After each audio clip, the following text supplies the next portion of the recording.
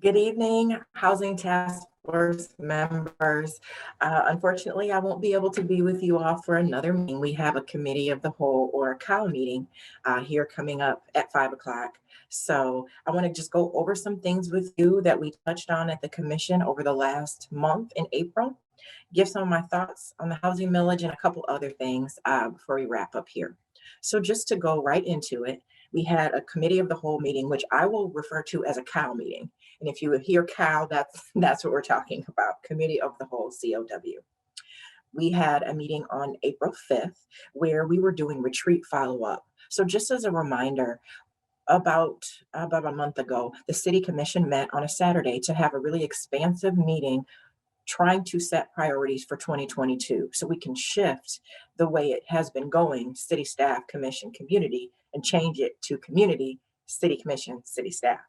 We discussed, or we had a presentation from city staff on economic development. And although that's outside of housing, I wanted to mention it because there's an emphasis on small business development, which throughout COVID, a lot of people's income sources have changed. And by them focusing on people being able to have small business creation and development and in-home businesses, this does directly tie in to income levels and opportunities that people have to afford different pieces of housing. So I definitely wanted to let you know about that. And at our business meeting on the 5th, we had two first readings of zoning changes that we're going to impact housing opportunities. One of those is on Ampersee, and the other is on 315 Frank Street. So on Ampersee, actually it's 1014 Ampersee Avenue. The zoning has been changed from residential mixed use district and riverfront overlay sub area 5 to commercial, mixed use, and riverfront overlay sub area 6. Now, the details of what each of those mean is listed in our agendas, and so I won't, belabor you with that. But what I will say is that Dr. Michelle Johnson is working on a project in that area, creating a wellness park. And for those of you who aren't familiar with Dr. Michelle Johnson, she's amazing. She's a professor. She's an academic. She spent a lot of time working on learning about the history of the land and the people who have, been on this land. And so she's really working to create a project that really honors the space. And so this zoning change will help with that. The other zoning change I listed or I talked about earlier was at Frank Street, and that's 315 Frank Street to be exact. And so that is changing from manufacturing, limited district M1 to live work district, live work 1 district. And so there is actually a plan to change that whole area from manufacturing to live work. There is a developer named Mr. Bogan who actually sits on the Brownfield Development Economic Development Corporation with me, but he is creating a mixed use development right there on Frank Street. And so we went ahead and approved this change before all of the other, the blanket change, I guess I could say, was going to happen to change that from manufacturing to mixed use, because he's going to have a development that has some mixed use housing and some residential, and some commercial space. And so that's exciting for that project to come through. Mr. Bogan is a young developer, graduate of Western Michigan University, and is a young Black developer. So it's amazing to see those projects come to light. And so that's what those changes were about, to create more opportunities for housing here in this community. Moving on to our next commission meeting, our COW meeting actually for the 19th of April. This was a very expansive meeting with a presentation following on getting our 2022 information But this presentation was about housing. And so I just want to briefly kind of touch on some of the points that were mentioned. We got introduced to the new City of Kalamazoo Housing Development Project Coordinator. Her name is Sherilyn Parsons, and she is part of the Community Planning and Economic Development team under Antonio Mitchell. So it's good to have another body in that department to be really intentional on how we can address some of their housing situations. So what they did was give a really great presentation on some of the initiatives that our community planning and economic development are focusing on, such as housing development, block clubs, which is involved. I don't know if you all remember late last year, the city commission, we allocated dollars. And although it was around gun violence, it was really about encouraging the community members and residents on a specific block. And so there's block clubs, there are community workforce enhancement initiatives, fair housing initiatives, neighborhood planning, just to name a few. So they moved on and really talked about the challenges that the city of Kalamazoo faces when with respects to housing, which I know a lot of you very dedicated housing advocates are very well aware of, but challenges such as the old housing stock, rehab and repair strategy, access to long-term affordable housing, whether that's transitional, permanent supportive housing, or senior housing, a need for tools and resources for large-scale projects, creation of infill housing, and analysis to impediments to fair housing, which I will touch on a little bit later. They also gave a great overview of funding and incentives, such as pilot programs, payment in lieu of taxes, the Foundation for Excellence dollars, and Kalamazoo County for All, Housing for All millage. We lifted up the partners, city staff lifted up partners such as local nonprofit housing businesses, local foundations, MISHDA, HUD, and so on and so forth. There's also talks about the housing strategy for planning on development, touching on the Brownfield Redevelopment Authority, TIF funding, and HUD-led programs, as well as accessory dwelling unit zoning changes and neighborhood enterprise zones. So it got really exciting when we start talking about solutions such as incentive policies, no neighborhood enterprise zones, state housing and financing low income tax credits, and again, accessory dwelling units and shared equity home ownership programs. They also touched on acquisition development resale, or ADR for short, which is about acquiring property that's already exists. As many of you may know, the city of Kalamazoo was landlocked. So they're looking at solutions with neighborhood associations, housing nonprofits, and possibly using millage dollars. And those strategies include creating affordable housing, lease to purchase options, the Pathways to Home Partnership Program, which Open Doors is definitely a part of and leading that work, as well as faith-based collective ownership partnerships. Infill housing is another strategy that was discussed. New construction, land bank scattered sites, and pre-permitted plans in mixed income neighborhoods. Other solutions mentioned multifamily dwelling units, using some of the same projects and programs that I lifted up earlier, the brownfield redevelopment, the millage, and also financial institutions.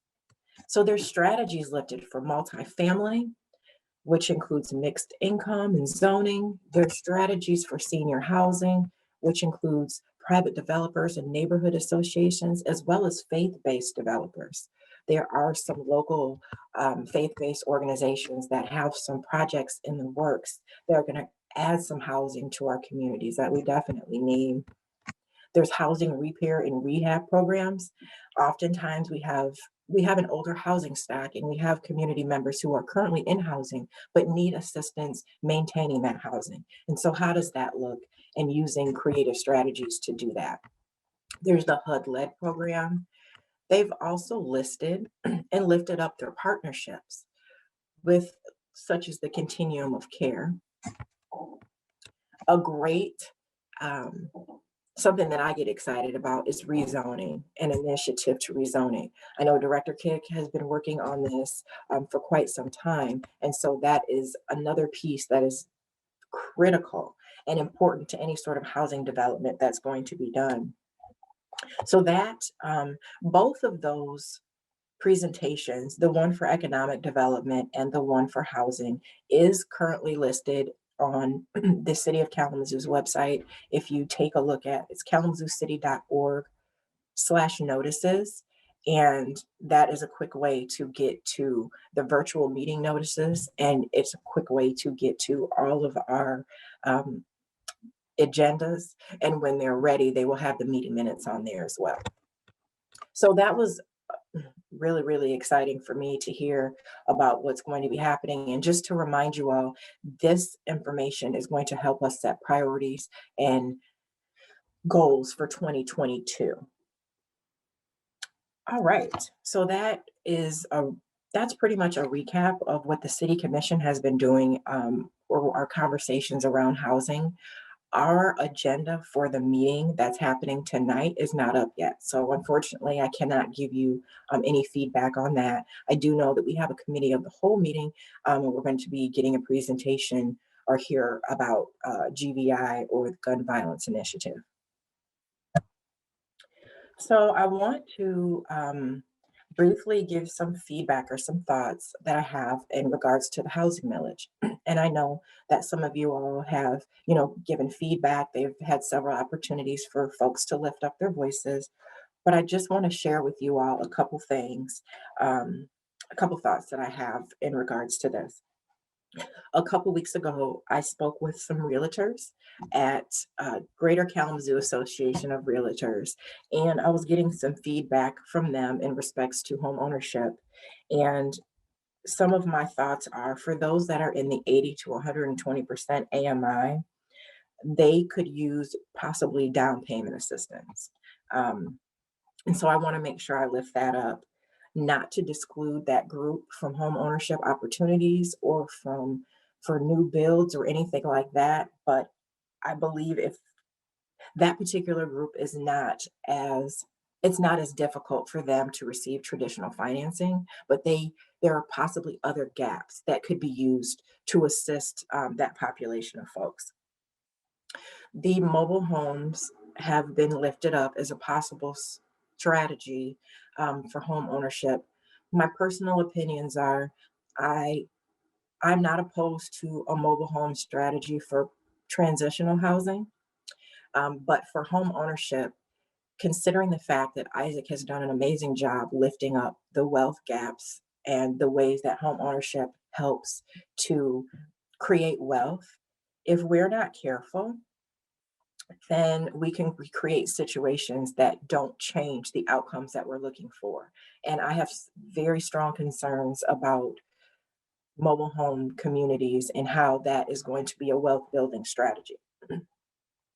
Also, the team which I was a part of, but there were many people who did a lot of work on making sure that this housing millage passed. And it was really important to lift up some of the suggestions and strategies, and that was done, and that is what the people voted on.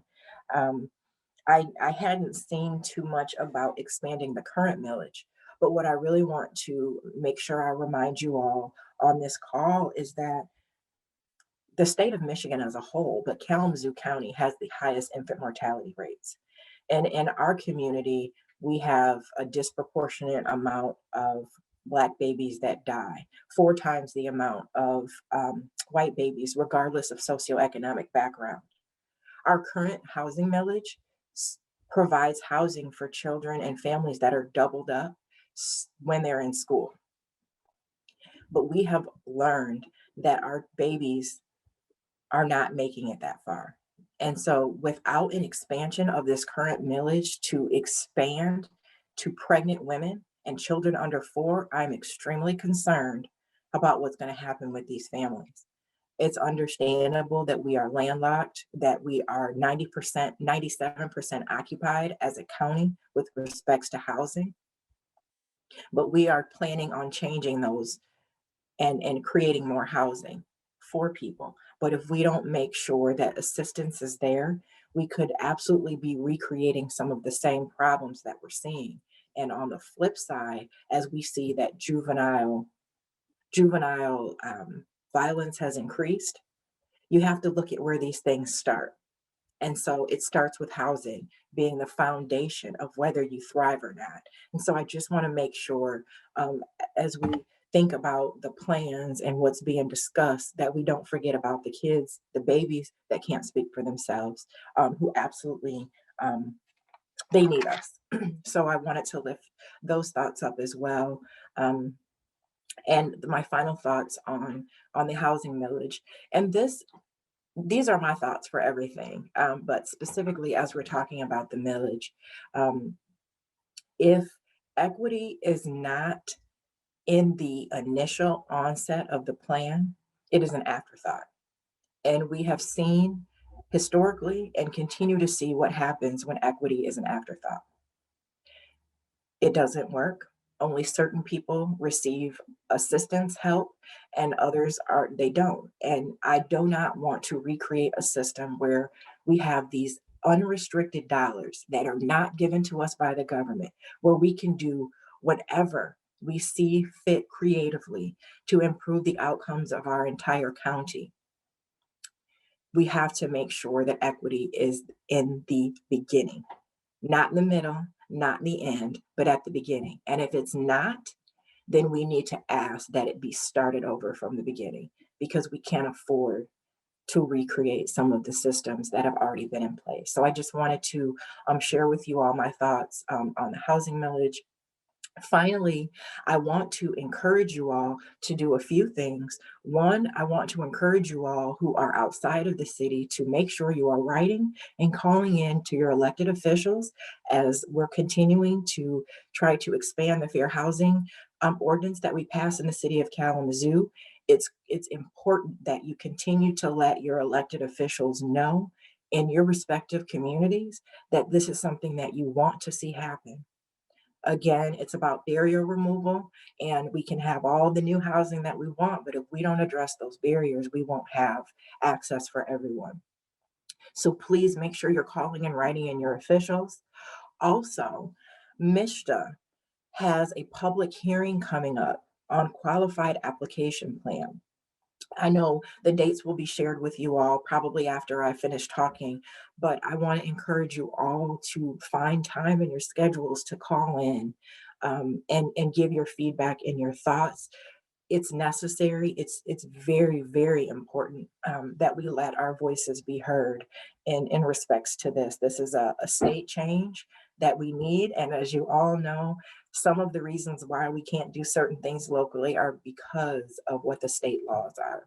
And so I just want to encourage you all to call in and on that call as well. So that is rounding up my time with you all for this evening. I want to thank you again for giving me the space, and I will see you all soon.